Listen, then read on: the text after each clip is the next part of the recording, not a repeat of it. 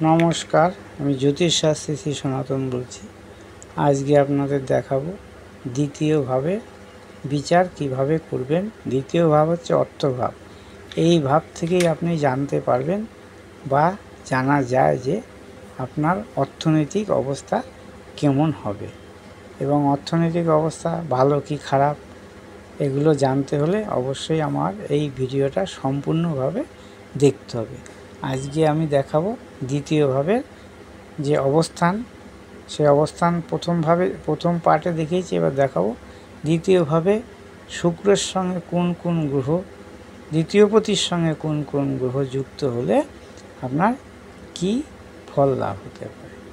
আসুন দেখে নিই। এই হচ্ছে লগ্ন ভাব, মেষ লগ্ন, শুক্র এখানে অবস্থান করছে, এটা দেখিয়েছি আপনাদের। এবার দেখাবো এই দ্বিতীয় পতি, এটা হচ্ছে দ্বিতীয় ভাব।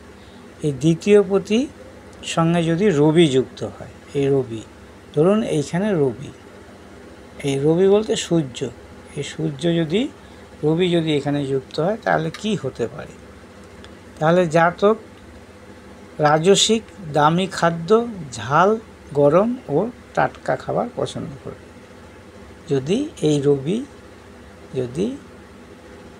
যদি শুক্রের সঙ্গে এখানে যুক্ত হয় তাহলে এই ঘটনাগুলো ঘটবে। যদি চন্দ্রের সঙ্গে যুক্ত হয়, এখানে ধরুন চন্দ্র, শুক্রের সঙ্গে চন্দ্র অবস্থান করছে, রবি বাদ দিলাম, শুধু চন্দ্র, শুক্র চন্দ্র যোগ, তাহলে কি হবে, জাতক তরল পানীয় জাতীয় খাদ্য পছন্দ করবে। ফলের রস, স্যুপ, নোনতা খাবার কিন্তু জাতক বেশি পছন্দ করবে। যদি দ্বিতীয় পতির সঙ্গে মঙ্গলের যুক্ত হয়, ধরুন এই শুক্র সঙ্গে যদি মঙ্গল যুক্ত হয়,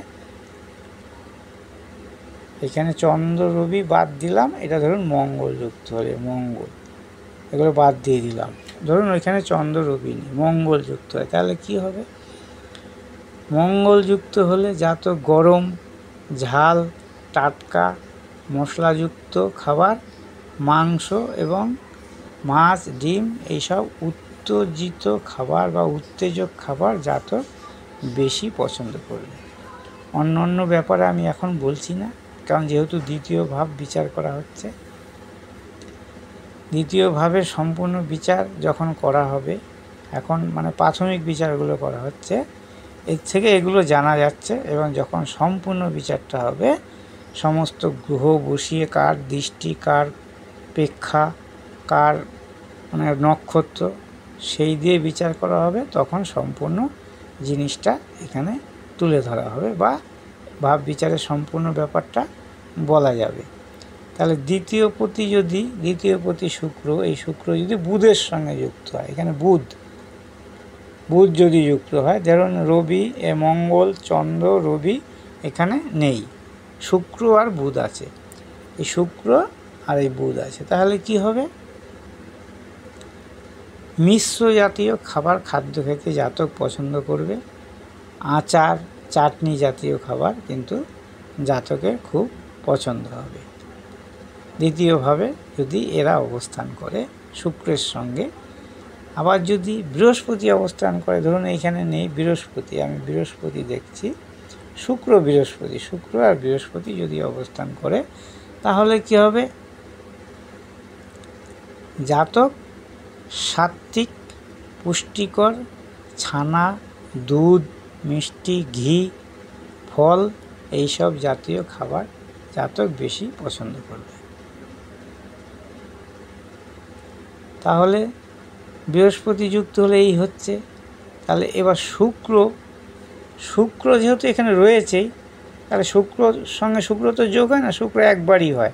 তাহলে যদি শুধু শুক্র থাকে এইখানটা, অন্য গ্রহ থাকলো না, তাহলে কি হবে না, জাতক শৌখিন, বিলাসী, রাজসিক খাবার, চকলেট, আইসক্রিম, কেক, পেস্ট্রি, মিষ্টি, পোলাও, বিরিয়ানি জাতীয় খাবার জাতক পছন্দ করবে যদি শুধু শুক্র এখানে থাকে। এটা লগ্নভাব, এটা দ্বিতীয় ভাবে যদি শুধু শুক্র থাকে তাহলে এইগুলো ঘটবে। এবার যদি এইখানে যদি দ্বিতীয়ভাবে যদি শনি থাকে, এই শনি, বাকি গ্রহ নেই, শুধু শনি আছে ধরুন, তাহলে কি হবে? তাহলে জাতক বাসি, ঠান্ডা, নিরামিষ খাবার পছন্দ করবে যদি শনি যুক্ত হয়। বোঝা গেল? এবার হচ্ছে দ্বিতীয়ভাবে যদি রাহু থাকে, এই রাহু যদি থাকে দ্বিতীয়ভাবে যদি রাহু থাকে, তাহলে জাতক আমিষ উত্তেজক খাদ্য, মাছ, মাংস, ডিম, মশলাযুক্ত খাদ্য, মাদক জাতীয় খাদ্য জাতক কিন্তু খুব পছন্দ করবে। এখানে যদি আবার কেতু থাকে, কেতু থাকলেও এই রাহুর মতোই ফল দেবে, কারণ কেতু আর রাহু এপিঠ আর ওপিঠ, শিক্ষার এপিঠ ওপিঠ। এই জন্য কেতুও কিন্তু ওই একই ফল দেবে, তবে কেতু একটু মানে কি বলে আর কি, চুপচাপ ধরনের, তো সে কিন্তু আপনার অতটা মানে কোনো কিছু খেতে গেলে বা কোনো কিছু প্রদর্শনী করতে গেলে কিন্তু সে অতটা হুড়াহুড়ি করবে না। রাহু যেরকম দেখলেই চিল্লামিল্লি করবে বা খাওয়ার জন্য হুটোপাটা করবে, কেতু কিন্তু তা করবে না। কেতু যদি এখানে অবস্থান করে, এখানে কেতু দ্বিতীয়, তাহলে কী হবে না, এই যে ঘটনাগুলো বললাম আমি খাদ্য খাবারের, সেগুলো কিন্তু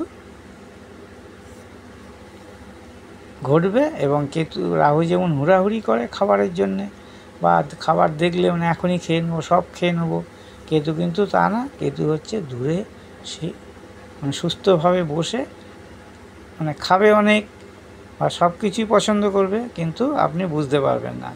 কিন্তু রাহুর বেলায় কিন্তু বোঝা যাবে যে এ কী করতে চাইছে।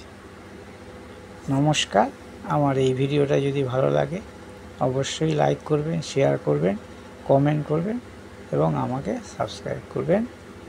আমার মোবাইল নম্বর 9333828747। আমার সঙ্গে যোগাযোগ করতে হলে এই নম্বরেই যোগাযোগ করবেন। এবং খুব অল্প পয়সায় আমি কিন্তু সমস্ত বিচার এবং প্রতিকার করে থাকি। যে কোনো সমস্যা, সাংসারিক, বৈবাহিক, বিদেশ যাত্রা, অর্থনৈতিক, চাকরি, বিবাহ, শিক্ষা, উচ্চশিক্ষা, বাচ্চারা পড়াশোনা করছে না, বাস্তুদোষ, যে কোনো সমস্যা সমাধান করে থাকি খুব অল্প পয়সায়। নমস্কার। আমার এই ভিডিওটা যদি ভালো লাগে অবশ্যই একটা লাইক, শেয়ার, কমেন্ট করবেন এবং আমাকে সাবস্ক্রাইব করবেন।